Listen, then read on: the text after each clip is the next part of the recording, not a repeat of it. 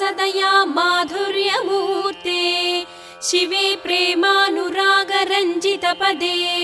वात्सल्यदीप्ते भ्रामरी नामरूपे श्रीशैलनाथदयिते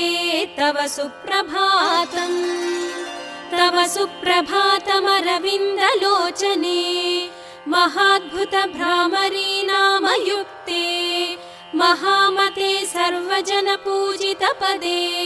श्रीशैलनाथदयिते दयानिधे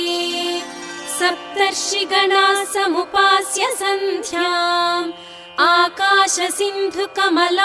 मनोहराणि आदाय तव चरणयुगमर्चयितुं प्रपन्नाः श्रीशैलक्षेत्रमूर्ते तव सुप्रभातम् गायन्ति विबुधाः तव नाम स्तोत्रम्।